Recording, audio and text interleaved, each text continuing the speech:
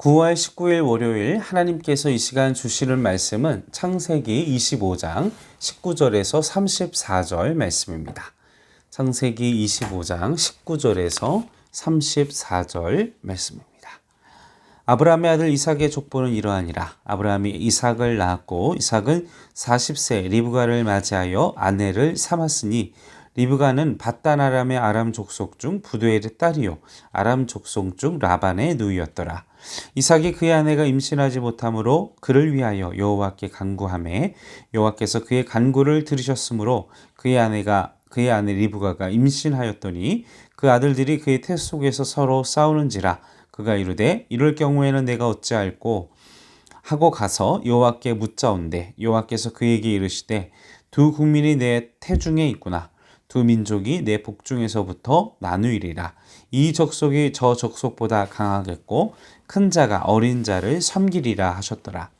그 해산의 기한이 찬즉 태에 쌍둥이가 있었는데 먼저 나온 자는 붉고 전신이 터록 같아서 이름을 에서라 하였고 후에 나온 아우는 손으로 에서의 발꿈치를 잡았으므로 그 이름을 야곱이라 하였으며 리브가가 그들을 낳을 때에 이삭이 60세였더라.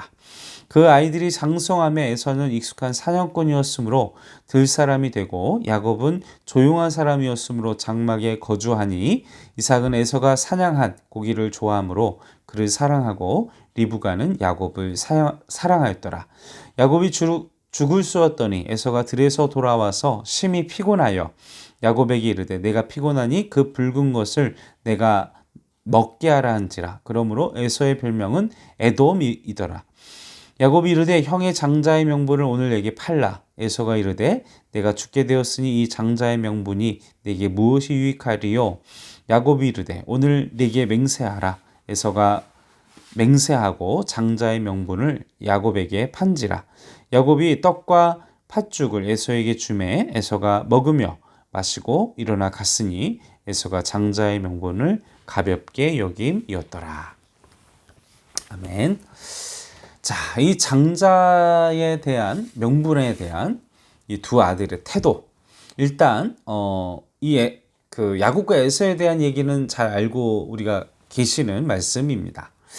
그런데 우리가 이 야곱과 에서의 이 두 사람 다 참 이 쌍둥이들은 참 특이한 모습들을 많이 보여주죠.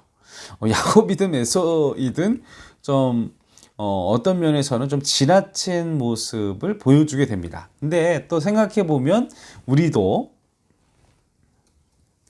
에서와 야곱이나 똑같이 좀 그런 좀 과하고 좀 이렇게 연약한 모습을 우리가 보일 때도 있습니다. 오늘 본문 말씀에 이 야곱에 대하여 중점적으로 이야기를 하고 또 나누고자 하는데, 이 야곱의 이름이 이제 이스라엘로 바뀌는 과정 우리가 알다시피 야곱은 상당히 집요하고 좀 근성이 있는 그런 사람이었던 것 같습니다. 그래서 오죽하면 하나님과 싸워 이겼다. 하나님이 져주셨긴 했지만 하나님이 감당하기에도 좀 벅찼던, 좀 부담스러웠던 야곱. 근데 이런 야곱의 열정, 좀 그런 근성 자체도 하나님이 받아주시고 복의 근원으로 세워주셨다. 어떻게 보면 참 위로가 되지 않습니까?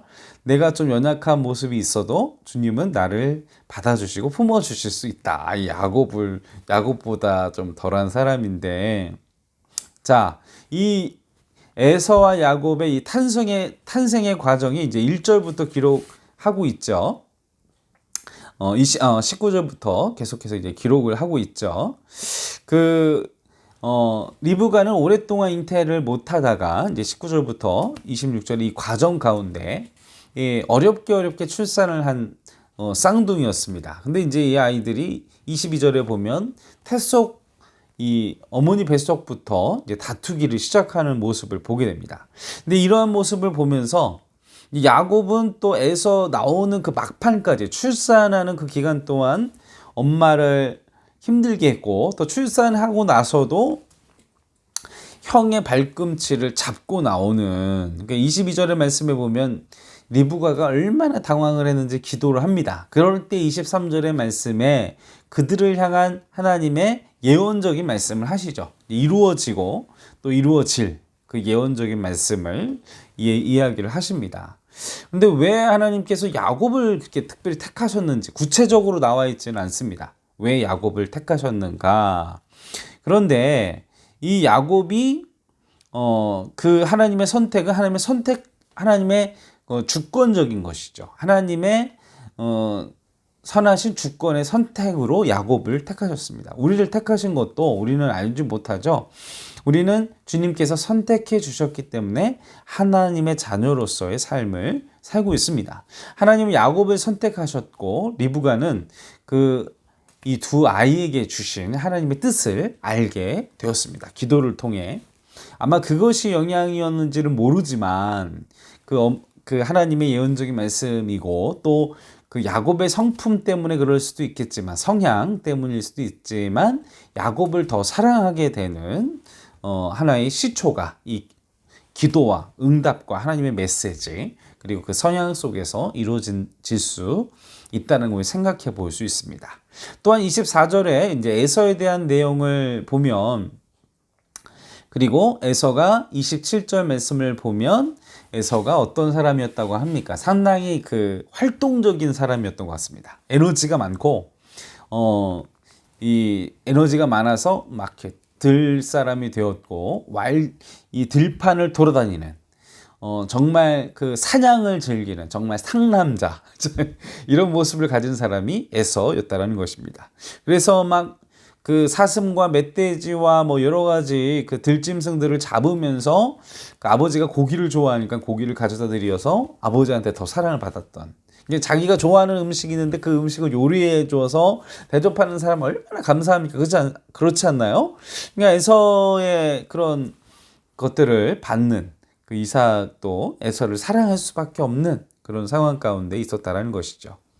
자, 그런데 반면에 27절 뒷부분을 보시면 야곱에 대한 평가가 나옵니다. 조용한 사람, 그리고 장막 안에 거하는 사람. 근데 장막에 거하면 이제 집안에 있게 되니까 아무래도 어머니와 많은 대화를 나눌 수도 있을 거고 에서보다는요 밖으로 돌아다니니까 그리고 어머니의 일을 좀 부모님의 일을 도와드릴 수 있었을 것 같아요. 그러면서 이제 그러한 상황들이 이제 벌어지게 됐다라는 것이죠. 자, 계속해서 보면 27절 이제 오늘 본문 말씀이 아주 이제 큰 어떤 사건이 벌어지게 됩니다. 이제 이것이 형제간의 우애와 또 그 야곱의 삶을 완전히 바꿔버리는 사건이 되죠. 모세처럼요. 모세도 이제 그 살인 사건을 계기로 해서 완전히 인생이 바꿔지잖아요. 근데 야곱도 그 사건을 통해서 완전히 삶이 바꿔지게 됩니다. 자, 어떤 사건입니까? 자, 29절 말씀에 보면 에서가 배가 고파가지고 이제 팥죽을 달라고 이야기를 해요. 그러자 이제 야곱이 30절에 이제 죽을 주죠. 그런데 이제 생뚱맞게 31절 말씀에 보면 갑자기 장자권을 달래요. 이제 참 이게 요즘식으로 갑자기 막 이렇게 얘기를 했을 것 같아요. 야, 배고파 죽겠다. 죽을 줘 하는데 장자권 내놔. 장자권 주면 팥죽 줄게. 갑자기 이게 정말 너무 갑작스러운 일이라고 생각할 수 있는데요. 여러분들도 아시겠지만 내가 평상시에 어떤 생각을 하고 있느냐에 따라서 내 입에서 어떤 단어가 나오게 되느냐 결정을 하게 되어져 있습니다. 내가 주로 어떤 생각을 하고 사느냐, 무엇이 나의 생각을 사로잡고 있느냐, 그것에 따라서 내가 어떤 말을 하게 되느냐, 어떤 생각을 내가 내뱉게 되게 된다라는 것입니다. 아무래도 야곱은 머릿속에 온통 장자권에 대한 생각으로 가득했던 것 같아요. 그냥 뜬금없이 형이 배고프다고 왔는데 이때다 싶어서 장자권을 요구하는 모습을 보게 됩니다. 아마도 계속해서 야곱은 장자권을 탐냈던 것 같습니다. 그 장자권에 대한 흠모함. 근데 지금 이 시대는 그 장자권의 의미가 법적으로도 그렇고 많이 퇴색이 됐는데요. 고대 시대에 있어서의 이 장자권은 어마어마한 권리였습니다. 가족을 다스리는 지배권이 있었어요. 뭔가 이제 결정을 하거나 집안의 어떤 대소사나 모든 문제들을 결정할 때 장자들이 그리고 가족들을 다스리는 지배권이 있었고 재산과 모든 그 대소사를 결정할 때 어마어마한 영향력이 있었다라는 것입니다. 그리고 무엇보다도 하나님의 축복을 받는 그 근거, 축복을 받을 수 있는 계속해서 받을 수 있는 그런 어떤 구체적인 것이 바로 장자권이었다라는 것이죠. 아마도 그 장자권, 이 어마어마한 권력, 이 어마어마한 것들, 또 무엇보다 하나님의 축복을 받을 수 있다라는 그것에 대한 간절한 사모함이 바로 이 야곱에게 있었다라는 것입니다.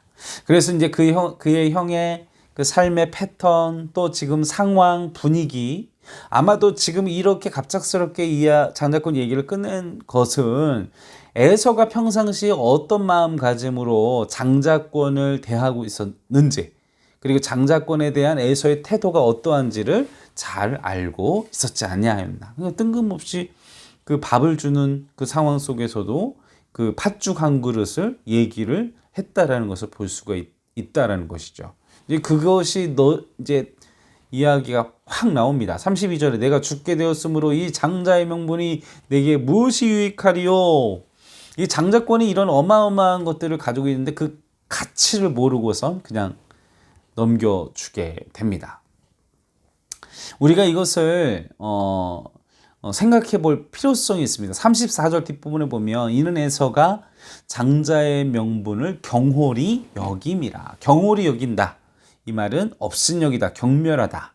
얼마나 우습게 알았으면은 경멸하고 업신이 장자의 명분을 그렇게 생각을 했을까요?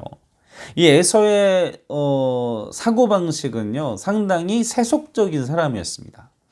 육체적인 사람이었습니다. 이후에도, 이 본문 말씀 앞서 이후에도 눈에 보이는 가시적인 것에 약했고, 그리고 지금도 배고픈 것을, 영적인 것에 대한 값어치를 그냥 던져버릴 만큼 그냥 그 본능에 충실한, 그냥 앞뒤 가리지 않고 충동적이고, 그냥 이렇게 너무나도 이 단면을 보더라도 그의 생각이나 그 사고하는 방식이 얼마나, 그리고 이후에도 이방 여인들을 취하고 또 동생이 장자권 뺏은 것 때문에 흥분해서 동생을 죽이려고 하는 존속살인까지도 시도했던 다혈질이고, 그리고 세속적이고 상당히, 그리고 본능에 충실했던 육적인 삶을 살았던 에서의 마음. 근데 이 말씀은요, 여러분, 에서뿐만 아니라 우리한테도 해당되는 말씀입니다.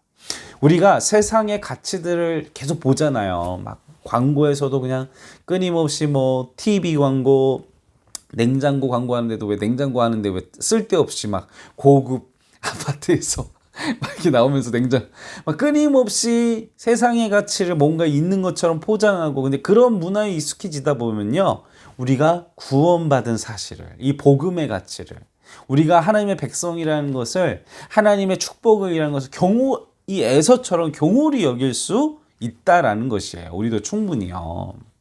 우리가 경계해야 한다는 것입니다. 내가 구원받았다는 사실을 부끄럽게 여길 수도 있고요. 우리가 너무 막 세상의 물결, 세상의 흐름, 이 시대의 흐름 속에 너무나도 우리의 영이 세상의 문화 가운데, 세상의 어떤 그 생각 가운데, 사고 가운데, 사상 가운데, 가치 가운데 함몰되어지면 우리가 복음을 유치하게, 하나님 백성이라는 것을 부끄럽게, 하나님의 축복을 경홀히 여기고 하나님의 축복을 무가치하게 여길 수도 있다라는 거예요.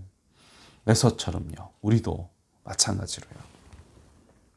왜 하나님이 야곱을 선택하셨고, 왜 야곱을 축복하셨고, 왜 야곱을 하나님이 이렇게 부르셨습니까? 정말 불철주야 그 장자권을 흠모하잖아요. 구원의 은혜, 하나님의 영적인 것을 사모하잖아요. 형을 속이고 자신이 떠돌이 인생을 선택하고 모든 것을 정말 다 잃어버려도 되는 그 가치를 둘 만큼 자신의 모든 것을 걸어서 장자권을 흠모했던 야곱의 마음.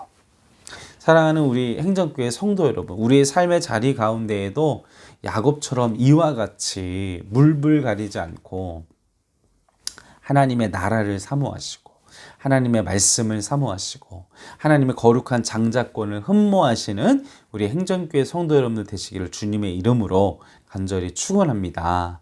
그래서 야곱처럼 이후에 벌어질 하나님의 위대한 축복의 은혜를 누렸던 것처럼 우리 행전교회 성도 여러분들도 육에 속한 사람이 아니라 충동적인 사람이 되는 게 아니라 본능에 충실한 사람이 되는 게 아니라 영을 사모하는 사람, 영적인 사람, 그리고 항상 하나님의 뜻을 구하는 사람, 또 하나님의 말씀대로 살려고 몸부림치는 우리 복음의 사람, 하나님의 사람의 삶을 사시기를 주님의 이름으로 간절히 축원합니다. 함께 기도하시겠습니다. 아버지 하나님, 우리가 에서처럼 충동적으로 또 내가 하고 싶은 대로 또 너무 이방의 문화에 취해서 내가 이 장자권을 경홀히 여기지는 아니하였는지, 복음의 능력을 우습게 여기지는 아니하였는지, 하나님을 경홀히 여기는 아니하였는지 우리는 회개합니다. 이 시간 우리가 회개하오니 주여 야곱처럼 하나님의 그 은혜를, 하나님의 거룩한 축복을 사모했던 그 마음을 우리에게도 성령님 충만케 하여 주시고 날마다 하나님을 갈망하며 날마다 하나님을 사랑하며 날마다 하나님과 가까워지기를 매 순간 집요하게 야곱처럼 꿈꾸는 자가 되게 허락하여 주시옵소서. 그리하여 하나님의 거룩한 축복을 누리는 하나님의 사람의 삶을, 하나님의 축복의 삶을 살 수 있도록 허락하여 주실 줄로 믿사옵고 우리를 권하신 예수님의 이름으로 간절히 기도하옵나이다. 아멘.